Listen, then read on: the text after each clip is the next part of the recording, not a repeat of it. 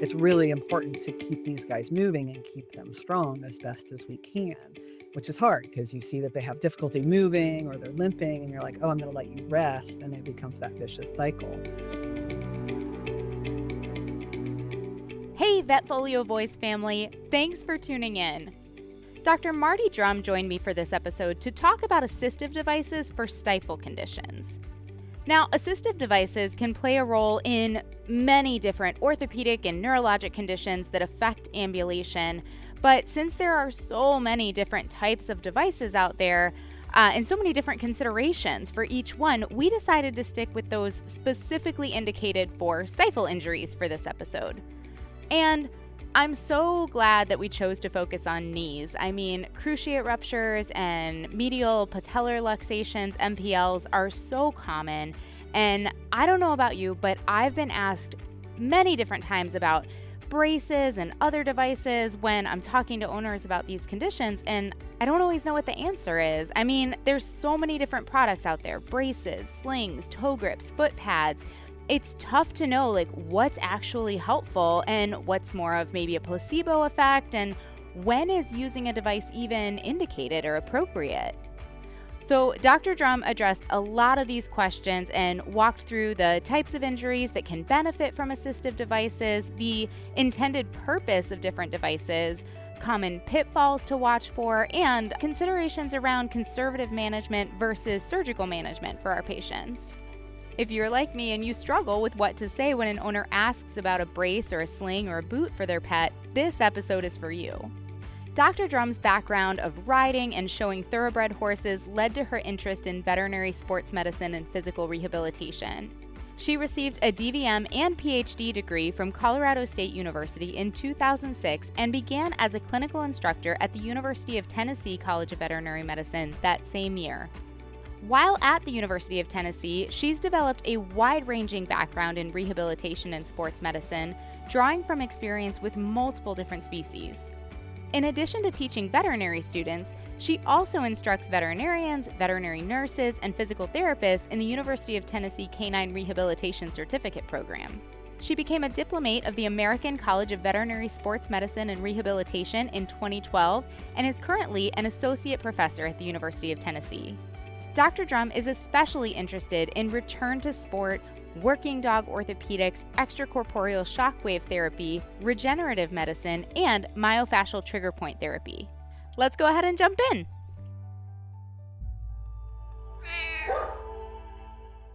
Are you passionate about animals and love helping people? In the fast-paced world of veterinary medicine, exceptional client communication is just as important as quality pet care. As a customer service representative, you're the heartbeat of the practice, the first and last person clients see.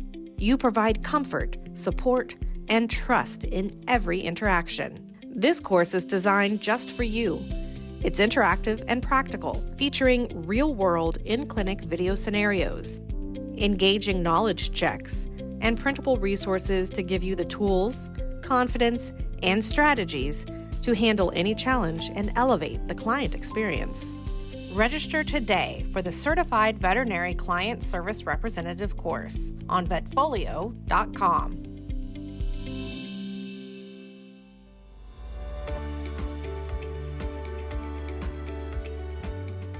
Well, I'm super excited for this episode. I'm joined by Dr. Marty Drum, and we're going to talk about assistive devices. And Marty, we kind of focused on stifle problems here, but I understand this is a really big topic that we're going to cover.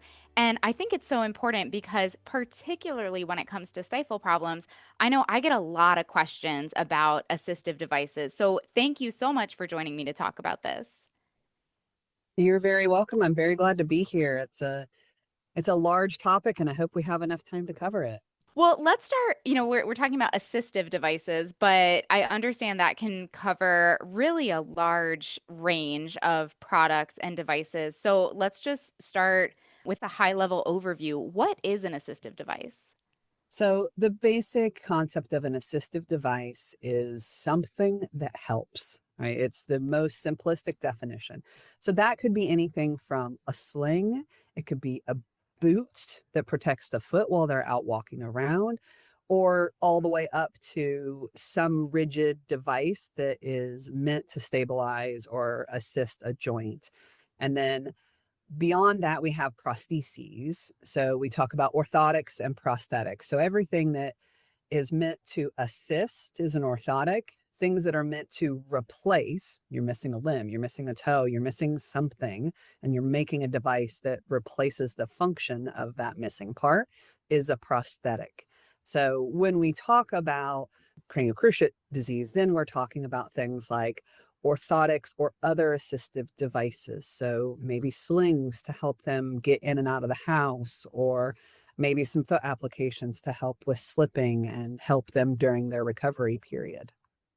Okay, that makes sense. And I think that gives just a good overview of some of the terminology and the different options that are out there. Kind of like I mentioned before, we really decided to focus on stifle injuries here because that does cover such a broad range.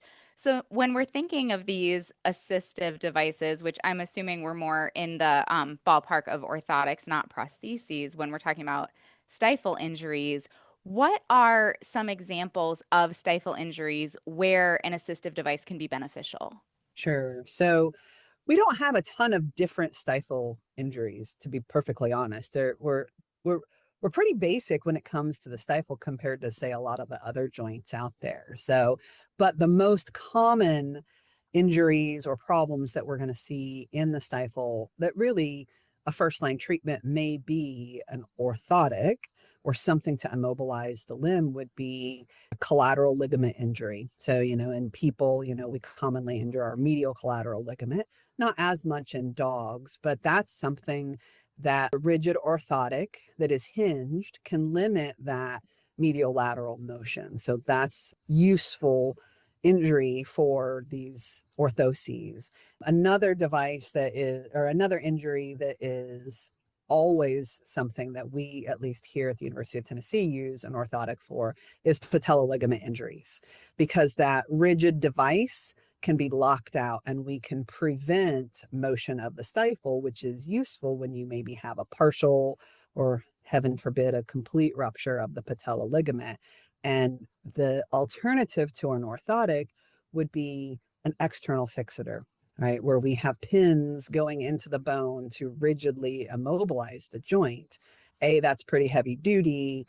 B, it's difficult to allow the motion that we want. So in really severe cases, maybe we start with an external fixator, but then part of the progression would be to incorporate an orthotic that we can control the motion in that knee as the tendon heals. Because when we have major tendon and ligament injuries, completely immobilizing them and then removing all that support and letting the dog walk can result in re-injury or regression, because you need to add a very gradual load to that tissue in order for it to heal correctly. There are some other conditions of the stifle that are, we'll go the opposite direction and say, are not amenable. And one of those things are patella luxations. It is just virtually impossible to keep the patella in line with an external device, just due to the reasons why we have patella luxation. So you'll find that most of the device manufacturers out there will not make a device for patella luxation. And that's something we get questions on, are non-surgical options for patella luxation. So that would be in that realm of things that we can't really fix. Probably another thing that would be in that realm of problems that happen in the stifle is cancer, right? Bone cancer, and they're limping from the bone cancer. And will a device help them?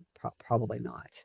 So again, I don't know of many manufacturers that will fabricate a device for that purpose, just because of the low likelihood of it doing anything of benefit. And so when I say a device manufacturer, I'm referring to orthotists. That's the name for the people that make orthotics and prosthetics. They go through a specialized training, usually on the human side, and then some of them decide to diversify and do veterinary products. There's a handful of companies, at least in North America, there's some also in Europe, that dedicate all of their cases and all of their time specifically to veterinary cases, veterinary, applications, whether or not it be a dog or a cat or large animal or exotics, etc. So applying those principles to animals. And I generally recommend using a company that is veterinary specific because there's definitely some differences between animals and people in making these devices. And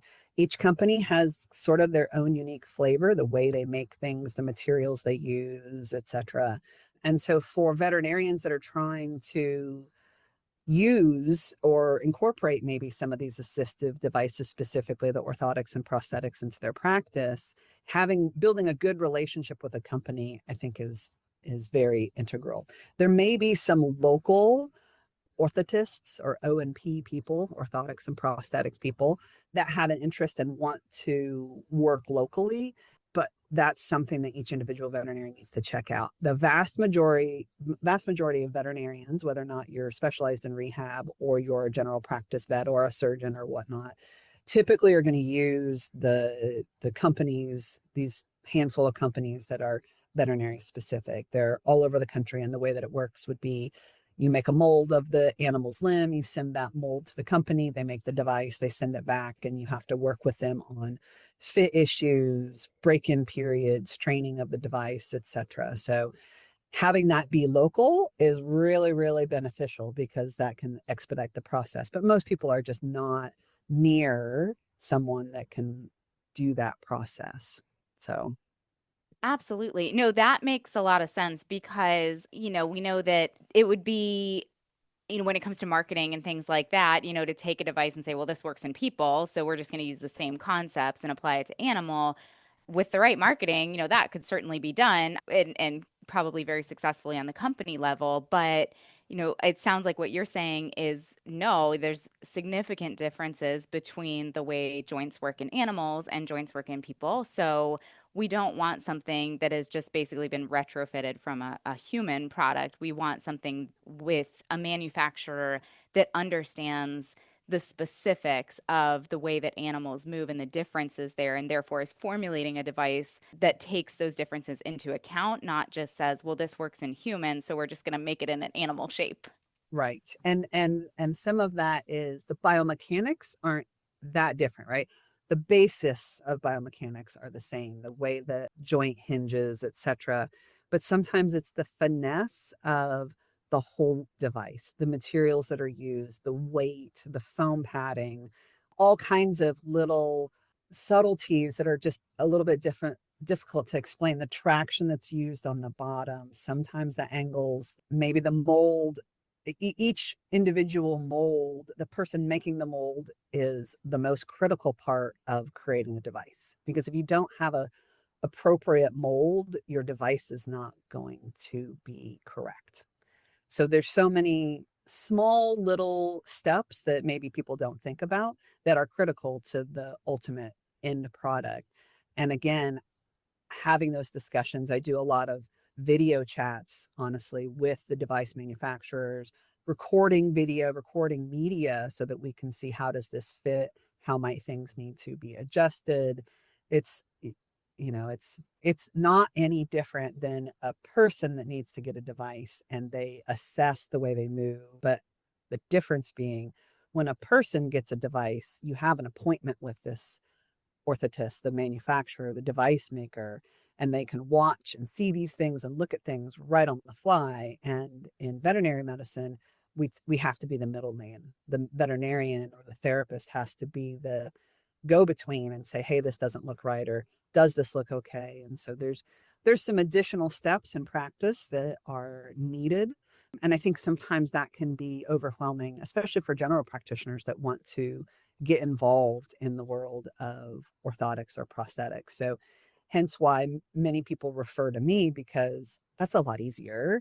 Be like, oh, your practice at this, we're just going to send this to you. And then I can talk to the veterinarians, I can talk to the clients about what's good, what's bad, what to look out for, and keep them in the loop, keep the veterinarian in the loop, but then do a lot of interactions with clients, talk about the benefits, talk about the disadvantages or problems to look out for. So they can be complicated appointments, they can be very simple appointments. So, and not, I've had multiple cases where what we thought was going to work didn't work. And then we have to go back to the drawing board. And we have to change things, even after lots of hours and times have been spent making this device. So not to scare people away and say this is an overwhelming process and make them think I don't want to do that, but to say this is a process and there's a learning curve, and to really encourage people to work with the manufacturers, because everyone that I don't know how many I've worked with now, but every single company or individual fabricator has been amazing at giving advice, looking at media, asking for additional things. Hey, this is what we might need to do here. Here's pitfalls, things to look for, etc. So just to really emphasize that relationship is one of the most important parts for success of the device, as well as selecting the cases correctly. So Yeah, that makes a lot of sense. And so I'm curious, when we're talking specifically about stifle injuries and, appropriate uses here, it sounds like, if we do have an injury where we say, yes, this could be amenable to an assistive device for this stifle injury, if I'm hearing you correctly, it sounds like in general, something that the owners would go online and order probably isn't going to be incredibly effective. Like this really to get something that's going to be effective, this needs to be sort of customized to the injury, customized to the dog in order to provide the sort of support that we're looking for. Am I hearing you correctly there? correct. Yes. Okay. So everything is available on the internet, right? Yes. And there are some companies that work directly with the consumers, even to make custom devices. The off the shelf devices, I think, are where we struggle more. There are some off the shelf devices, particularly for stifle problems, that are in essence a neoprene sleeve. And Hmm. while I have had one case where it was a small dog and the owner swore that it helped the dog and the dog did okay, I just have to take that owner's word for how it all went. The dog had a problem with surgery for a cruciate rupture on the first side, so the owner was not interested in pursuing surgery on the second side. And we know that smaller dogs that are under a certain weight, can actually get away without surgery. So then the question is, did that sleeve help the dog, or was it going to be okay anyway? So there's sort of that little caveat there. I do know that the larger dogs that owners have come in and have tried, like a neoprene purchased on the internet sleeve, at least the feedback that they've given me is like, either I don't know if it helped or no, it didn't really help. And it's the same thing in people. If you have a significant instability in your knee, a neoprene sleeve is not going to do anything. We know, even in general, that neoprene sleeves, as far as helping with motion, help for about 15 minutes. When we look at the research in people, put the sleeve on and it may limit motion for, again, up to 15 minutes, but then things warm up, things stretch out, and it's no different as far as when you actually look at the motion of the joints than wearing nothing at all. So then there's the X factor when it comes to having a sleeve on, and that is the way that it makes you feel. So the proprioceptive component of it, where compression on the joint can be pain relieving. You Hmm. often see NBA players that wear the full arm sleeves, and oftentimes that is for proprioception, for the way things feel, or sometimes it can even help a little bit to keep some tendons from snapping and popping. When we think about cranial cruciate ligament disease in dogs, those are all internal problems. So it's not like there's an external issue of the ligaments moving, but that compression on the joint, does that help them feel a little bit better? I'm not sure. Only they know, and they'll never probably tell us that. So, but there is some potential. And again, the small dog that I mentioned, maybe that's what was comfortable for the dog, was that all over joint compression, because we do know that that is helpful in the postoperative period. And we know that that can be helpful for swelling and things like that. So Is that the role that it plays? Maybe, but the way that they are often advertised are as alternatives to surgical stabilization, as in they are effective in place of surgery. And that is, we know that that is definitely not the case. And that is the case for all um, stifle orthotics or stifle assistive devices, meaning things that are meant to take the place of surgery. There is nothing that can take the place of surgery.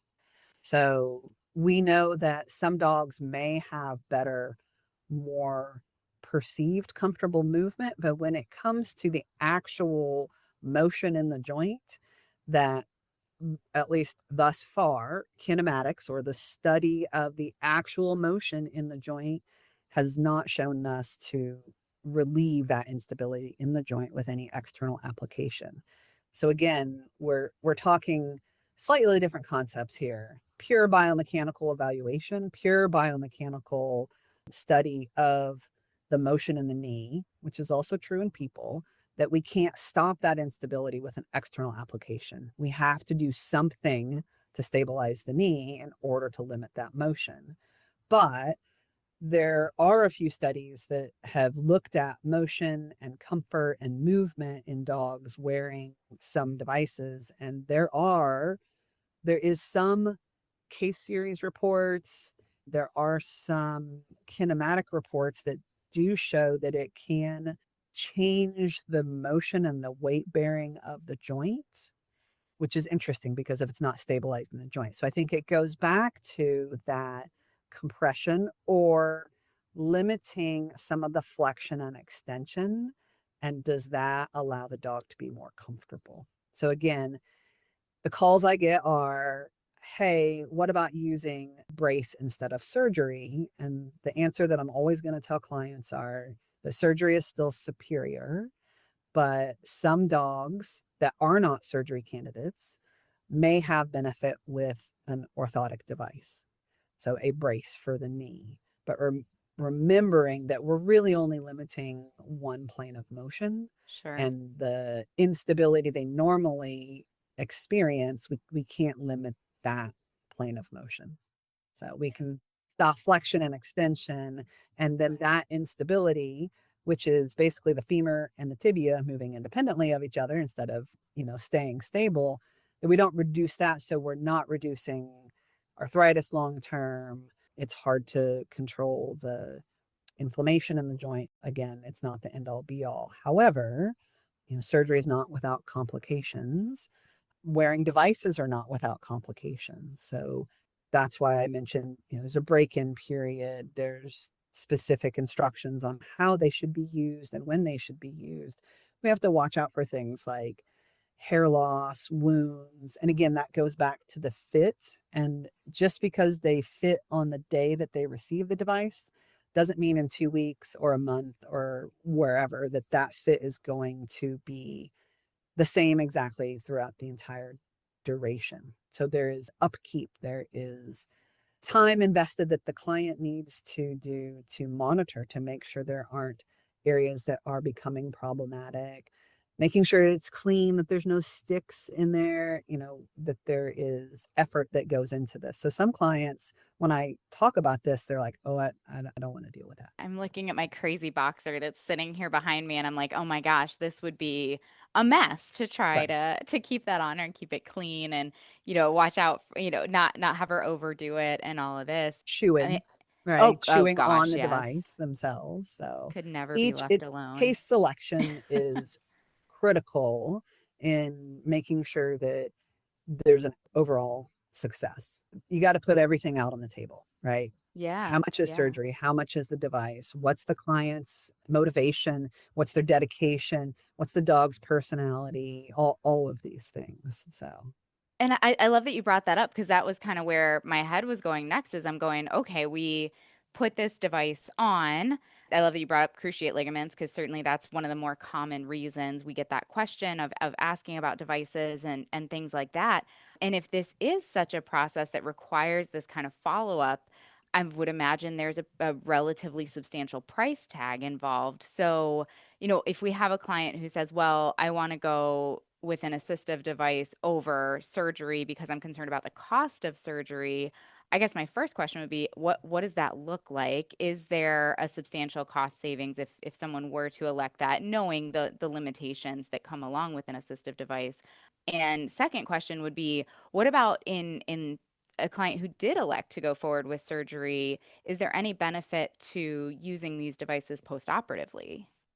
So the first question, cost range and everything has become more expensive. Oh, So yes. I am going to give you a ballpark and can't guarantee that this is precise, but anywhere, and this is including shipping and maybe the initial fitting appointment, but anywhere from 800 to, I know there's one company that's probably up to $2,500. Wow. So still less than surgery, but So depending on where you are, it could be somewhat similar to surgery, though. yeah, Current TPLO price for most places in the country are around $4,000 to $5,000. So it is less than surgery, the typical surgery that's recommended, at least with surgeons that are doing TPLOs most of the sure. time. Some of the other surgical procedures out there, though, it may be pretty close. So sometimes in general practice, either doing an extracapsular repair Hmm. or some of the other biomechanical repairs that are done in private practice, it may not be that far off from the cost of surgery.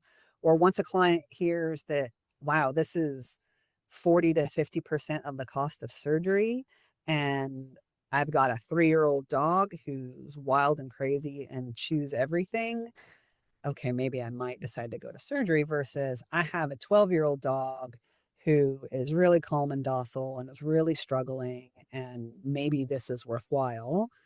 They may choose that. And the other point that I want to make is that you don't necessarily need the orthotic for the rest of their life when we're talking about a cruciate ligament or even the other ligament ruptures and tears that I mentioned, right? When they tear a ligament, the whole goal is that external ligament, I'll say, so the collateral ligament or the patella ligament would hopefully eventually heal. It might take 6, 8, 10, 12 months, but hopefully we won't need it anymore. Same thing for the CCL. While the ligament itself, it doesn't heal, the joint itself can stabilize. And so maybe eventually the device is not needed. So again, kind of the concept that we have to talk to the client is here's this price tag. And the point is that maybe they don't need it forever. So then clients kind of have to mull over everything. Post operatively, I have not used orthotic devices for cruciate tears. I have used them for sure for the other ligamentous injuries that I've mentioned, where we really need to stabilize during the healing. Because most of the surgeries that I see or work on postoperatively are TPLOs, there's no real additional stability that they need. They need rehab, they need work on muscle strengthening, they need work on range of motion, etc. And that orthotic is probably not going to provide as much or be of much benefit in a over the rehabilitation. The one hesitation I would have about using an orthotic with a standard TPLO is could it reduce the overall range of motion? Again, going back to the proprioceptive concept, does the device help them to use their leg better? Maybe in some cases, but in those cases in my hands, they're coming to see me and I'm going to work with them doing using my hands instead of the device. So exercises, manual therapy, additional modalities to help control the pain to get that range of motion back, as well as teaching the owners how to do things at home. So I know that there are many individuals that do use the orthotic post-operatively, and maybe if they had the device pre-operatively and then they use it post-operatively to again provide that comfort for them during walking, but it's just not something that I routinely do because of my more manual success with more manual techniques.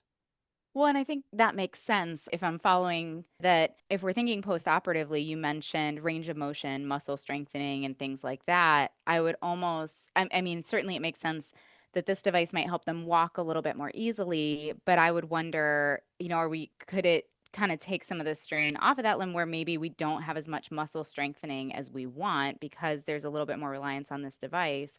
And then certainly where you mentioned potentially limiting the range of motion, it kind of makes sense to, like you said, maybe provide a little bit more comfort when moving around if that helps with that animal. But it sounds like in the long run, it could maybe set this animal up for a little bit longer recovery. But potentially. So what happens most of the time after a TPLO? A dog wants to, that's a problem. Dog wants to hold the leg up. Right. And so the device may force them to be in more stifle extension, Okay. which is a good thing because Okay. that's what they lose. But then they also have some weakness. And so does that make it harder for them to flex against the device immediately after surgery? Part of the contribution of that is the way the device is made. And I didn't want to go too far into the nitty gritty of them, but there's a few different types of hinges that can be used when making the device. And the most common hinge, sometimes they don't have enough strength to overcome that. So if they use the device before surgery and then you're going to use it after surgery, is that hinge too strong for them? And then they kind of get a peg leg and then you have abnormal motion because of that. It really is a case by case basis looking at them to see, is this working for you or is this not? So there are some spring loaded hinges that can assist actually with a certain motion, whether or not you assist them with extension or assist them with flexion. Those are very specialized and not used very commonly. And then there's a hinge that you can be very specific on their range of motion. So you can lock it out and say, you can only have this amount of movement, which is what we use on those collateral ligament injuries and the patella ligament injuries where we can control the range of motion that they need. That's not something that we would need for a cruciate ligament injury, though. We want them to have as much range of motion as they can tolerate. But again, the overdoing it part, we can control the overdoing it part with tranquilizers, client Yes. cooperation, short walks, basic activities generally over needing a device to control the dog. It's not like, oh, you have this device and you can just go do whatever you want. Right.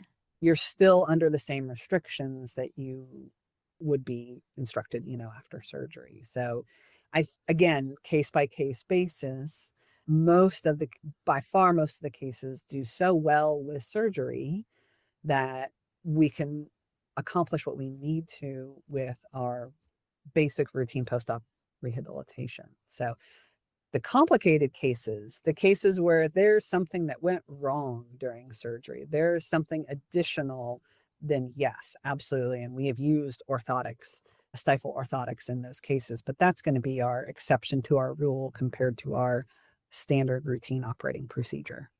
Sure, sure. No, that makes sense. And I feel like I'm kind of putting the pieces together in my head here as far as options that clients may have. Thinking, a lot about cruciate ligaments since we see those so commonly, but certainly I think you've painted a really good picture of the other stifle injuries that we encounter more commonly and how to approach those.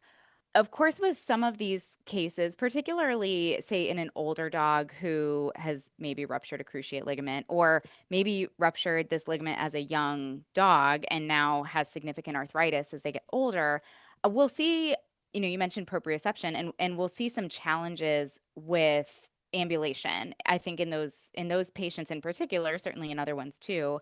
And the owners will say, well, I'm trying to keep them calm, but every time they try to stand up, then their feet are slipping, and I can't. I'm trying to help them control their motion when they're standing up, when they're lying down. What about those cases? And I guess this would extend beyond stifle injuries and talk about Sure. neuropathies and things Right. like that would cause these proprioceptive deficits. So I'm going to start a little bit with the stifle injuries and then kind of segue through the rest. So that's one of the things. Oh, the leg is just weak. They're having a hard time getting up with it. Many of the devices that we use for the stifle can be a little too bulky and stiff. There's one manufacturer in particular that has a very lightweight device where that may be of benefit. But just to kind of explain what typically happens with dogs that have bad knees, oftentimes they lose flexion and they have weakness and they have a hard time drawing the leg up underneath themselves to push themselves up. So they have this weakness. So sometimes it looks like, oh, they just need some help, they need some support in that limb. But then when we add anything extra, then they have an even harder time withdrawing the limb and being able to push up. The slipping out has more to do with overall weakness than it does, needing to address a certain joint. So where do we need to focus for that? We need to focus on their overall strength. Well, what's really hard with geriatrics, doesn't matter if you are a person, a horse, a dog, a cat, you just don't build muscle very well. Even if you have the appropriate nutrition, even if you're working, age unfortunately is against us when it comes to trying to put that muscle back on. So yes, use it or lose it, but once you lose it, it's really hard to regain. So just sort of a plug to say it's really important to keep these guys moving and keep them strong as best as we can, which is hard because you see that they have difficulty moving or they're limping and you're like, oh, I'm going to let you rest. And it becomes that vicious cycle. So slipping at home is one of the most common things that clients will say they have a really hard time getting up. Obviously, figuring out what is the reason. Is it something neurologic? Do they have problems in the front end? Is it just in the hind end? So controlling pain is a big part of putting all the puzzle pieces together. But as far as slipping, what do people say? Is there a shoe or a boot that can help them? That is the most common question I get when it comes to dogs having problems getting up, especially because hardwood floors are the most popular floor out there. They're okay on the carpet, they're not okay on tile, linoleum, hardwood, etc. And it just seems like if they had a shoe or a sole, they could get traction and stand up much more easily, which is great in theory. But unfortunately, most of the boots that are made, they spin and turn and they don't stay in place. And therefore, it makes it very difficult for them to get up. So there's always a dog that doesn't read the book, and it may be good for them. But 99% of the dogs out there, the boots don't stay in place. And so I get asked, is there a better shoe for my dog? And really, the product that seems to be most successful is some application to the toenails. So if you think about watching any dog on really slick floors, so maybe if they go into the veterinary hospital, because we have the most slick floors ever, so that Mm-hmm. they can be easily cleaned, and they look like a baby deer on the ice. And what do? They try to grab with their claws to stabilize themselves, and that's just going to slip on the linoleum even more. So the concept being to add some kind of traction to their nails can literally make 100% improvement in their ability to get up. Or if they're doing the road runner on that slick surface, it'll stop that completely. So there are some silicone nail rings. There are also some silicone nail caps that can get glued right onto the nail. Both of those products typically last about a month, depending on the dog and depending on what's wrong with them. Most dogs don't chew them off. There are always a few that can or do, but that's actually pretty rare. Most of the time, the ones where they come off pretty quickly are older dogs that are neurologic and they just kind of like twist and pop them off. And that's just sort of what happens. But it is much better than the alternative of nothing. The original vinyl nail caps that people use so that animals might not scratch their floors or scratch, like cats scratching their sofa, we use those before we had these newer silicone products. And while they worked okay, they were still pretty slick. Sure. The silicone products are definitely the ones to go with, basically. And those are available. Clients can find those anywhere. The other thing is dogs that, especially as they get older, or if they have one leg that becomes a certain problem, they don't wear the hair off appropriately in between their toes and their pads.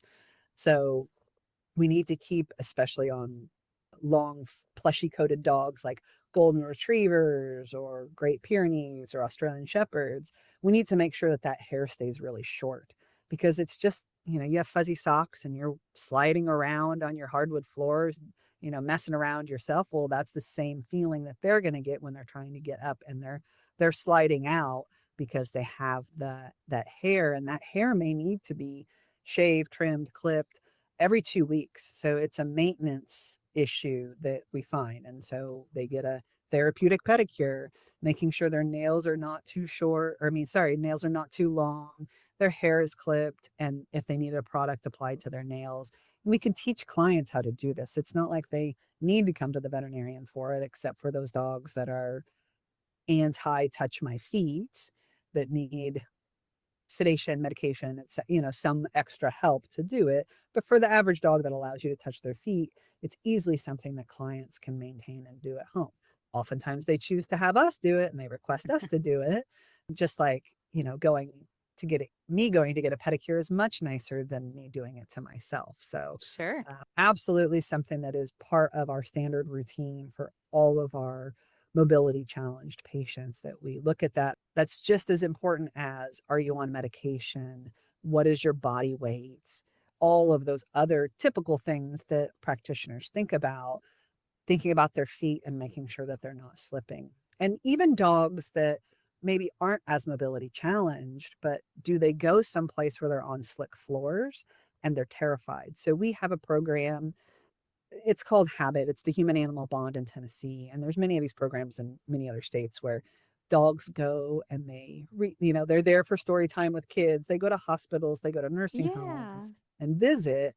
And what are the floors like in schools and nursing homes? It's the same thing as veterinary clinics. Yep. They're very slick, they're easy to clean. And so some of these dogs, even if they don't have orthopedic problems, can be terrified on those surfaces. And so same concept for these dogs. They're slipping on the floors, even if they're A-okay.